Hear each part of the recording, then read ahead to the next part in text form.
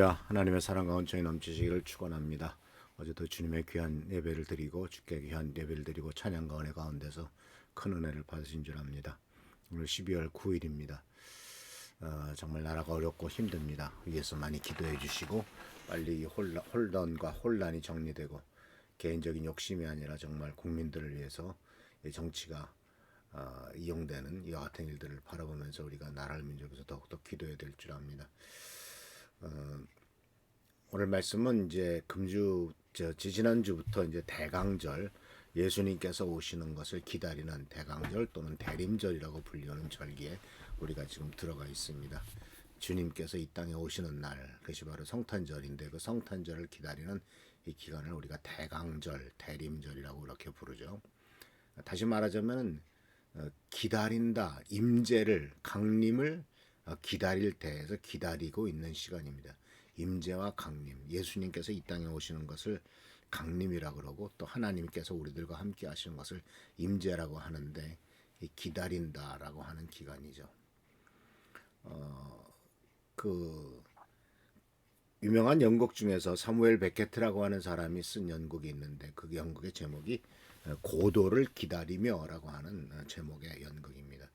이것은 두 명의 배우가 나와서 이제 두 명이 서로 이야기를 하는 것으로서 이제 연극이 이루어지고 있는데 사무엘 베케트라고 하는 사람이 쓴 연극입니다. 그런데 이 연극이 이미 나온 지 굉장히 오래됐지만 이 현대에서 사람들의 기다림을 보여주고 있는 아주 상징적인 연극이라고 볼 수가 있습니다.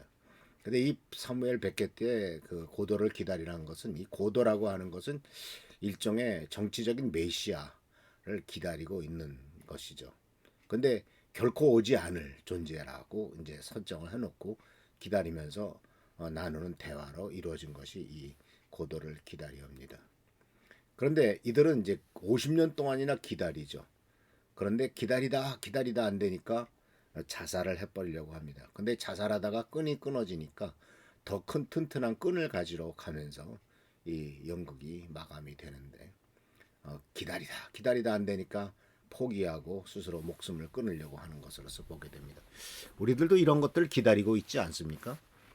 옛날에 부자 되세요라고 하는 그러한 메시지를 전한 탤런트가 있었죠. 그것 때문에 한동안 히트친 탤런트의 그 멘트이기도 합니다. 근데 옛날에도 벌써 몇 년 전에도 우리가 그 사람을 대통령으로 삼으면 그 사람을 지도자로 삼으면 우리가 부자가 되지 않을까 또는 우리가 좀 더 잘 살게 되지 않을까 우리가 좀 더 낫게 되지 않을까라고 하는 기대를 가지고 대통령을 뽑기도 했습니다만은 그 결과는 참 씁쓸하게 끝난 것을 보게 됩니다. 그런데 그 기대한 것은 바로 뭐냐면 그런 얘기를 들었죠. 이번에 그 사람을 내가 대통령 보면 나도 서울에서 40평대 아파트에 살 수 있나요? 라는 질문을 던지었습니다. 그 질문 자체가 참 실소를 가져오는 질문이었습니다. 아무것도 자기는 하지 않으면서 지도자 하나 잘 뽑으면 그 지도자 때문에 내가 40평짜리 아파트를 살 수 있겠는가.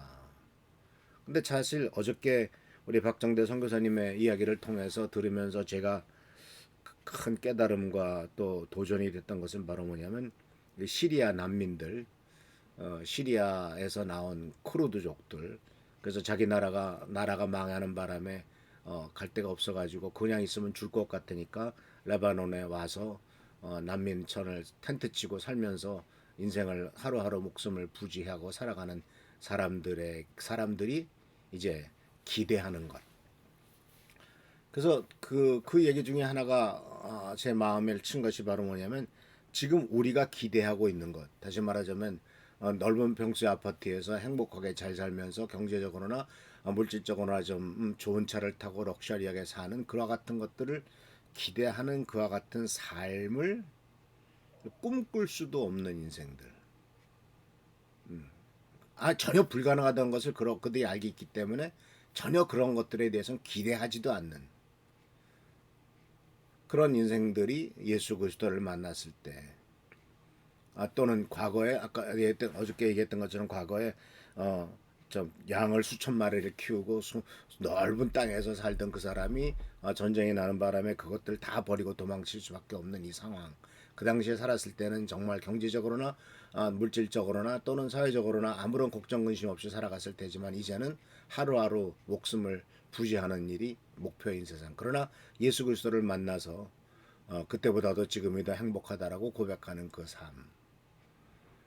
이런 모습 속에서 우리는 뭘 기다리고 있느냐라고 하는 것을 다시 한번 우리가 생각해 볼 필요가 있습니다. 지금 이 대림절이라고 하는 것은 우리가 예수님이 오시기를 기다리는 시간이죠.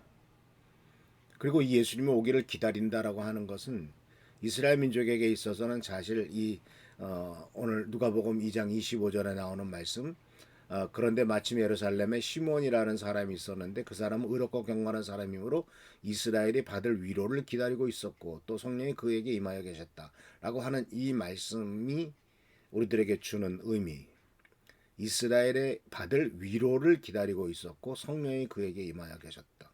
의롭고 경건한 사람이다. 이 세 가지의 말, 이 세 단어, 세 가지의 파라그래프를 좀 생각해 보면은 정말 우리가 기다려야 된다는 것이 뭘 기다려야 되고 기다리는 삶은 어떤 삶이어야 되고 그러한 진정한 기다림이 있을 때 어떤 축복을 누리게 될 것인가 하는 것을 우리들에게 가르쳐 주고 있는 것이죠. 이스라엘이 받을 위로, 이스라엘이 받을 위로. 사실 지금 지난주에 일어났던 참 어처구니 없는 사건으로 말미암아 우리 대한민국 국민들이 위로가 필요하죠. 순식간에 선진국이라고 떠들던 나라가 후진국보다 못한 나라가 되고 전 세계에서 케이팝이니 또는 그 노벨 또 문학상이니 정말 하필은 금주에 지난주에 또 노벨 문학상 그 시상식이 있었지 않습니까? 기가 막힌 일이죠. 노벨 문학상 시상식을 받는 그 주간 안에 그 노벨 문학상을 받은 한강이라고 하는 작가가 스웨덴의 스톡홀름에 가서 자기의 그 고국인 자기의 나라인 대한민국의 지금 상황을 얘기하는, 그리고 그 책 자체가 소년이 온다나 이별하지 않는다라는 책이 배경하고 있는 5.18 광주 민주화 사태나 민주화 운동 때나 또는 4.3 제주도 4.3 사건을 배경으로 한 그 책인데, 그런 일들이 사실 지금 현재 2024년 이 대한민국에서 일어나고 있다는 것을 보면은 정말 참담하기 그지없죠. 정말 우리가 받을, 우리 대한민국 국민이 받을 위로, 우리가 그것을 기다리고 있는데, 근데 어떤 사람이 그런 것을 기다리고 있는 사람이냐라면 이 세상에서 잘 살고 잘 먹고 성공하고 권력 잡고 하는 사람이 아니고 의롭고 경건하게 사는 사람이어야만 참으로 하나님이 주시는 의로를 기다릴 수 있는 자격이 있다라고 하는 사실이죠.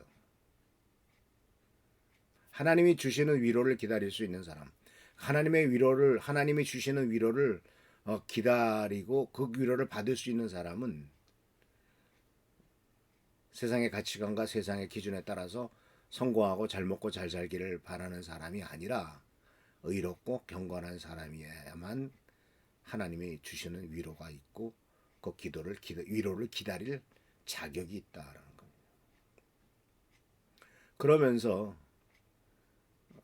이것은 우리가 반성하게 되죠. 과연 우리는 이 세상 살아가면서 저런 사람을 지도자로 삼은 이유가 무엇일까? 나라의 대통령으로 삼은 이유가 뭘까? 과연 우리는 또 의롭고 경건한 사람인가라고 하는 반성을 하게 됩니다. 근데 의롭고 경건한 사람이고 이스라엘이 받을 위로를 기다리고 있을 때에 하나님께서 주시는 위로와 하나님이 주시는 놀라운 축복은 성령이 그에게 임하여 계셨다라고 하는 말씀입니다. 경건하고 의롭고 경건한 사람이고 이스라엘이 받을 하나님이 주시는 위로를 기다리는 사람에게 성령이 그에게 임하신다라고 하는 것. 우리는 둘 다 해당되지 않을 경우가 않으면 성령이 우리에게 임할 수가 없겠죠. 둘 중에 하나만 있어도 안 되고 의롭고 경건한 사람이어야 되고, 두 번째는 하나님이 주시는 위로를 기다리고 있는 사람. 세상에서 어떤 축복을 기다리는 사람이 아니고 사무엘 베케트가 말한 오지도 않을 신을 기다리고 오지도 않을 어떤 세상적인 축복을 기다리고 오지도 않을 나를 성공하게 해줄 사람을 기다리는 사람에게는 성령이 임할 수가 없다라고 하는 말씀입니다. 마찬가지입니다. 이제 우리가 성탄절을 기다리고 있는데 과연 나는 의롭고 경건한 사람으로서 기다리고 있는가? 또는 예수님이 이 땅에 오심으로써 우리에게 주실 그와 같은 위로를 기다리고 있는가? 이것을 우리들은 아마 철저히 반성을 하지 않으면 안 될 것이다라고 생각을 합니다. 기도하겠습니다. 좋으신 주님, 우리가 정말 주님 앞에서 나라 민족을 위해서 기도하는 죄를 범치 않도록 주님 도와주십시오.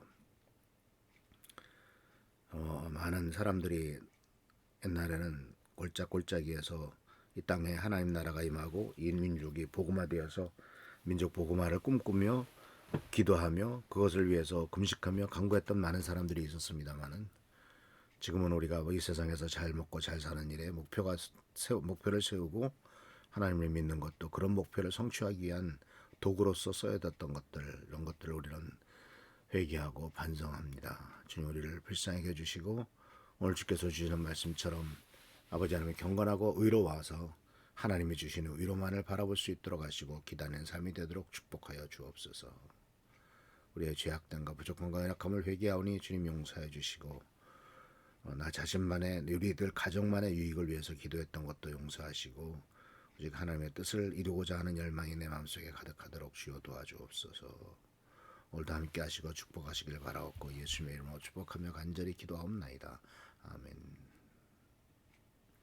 계속 우리 나라의 안전을 위해서 기도해 주시고 또 하나님께서 다음 지도자, 훌륭한 지도자를 영적으로 올바르게 사는 지도자를 세워달라고 기도하는 우리 교회 성도들 되시길 축원합니다. 할렐루야 축복합니다.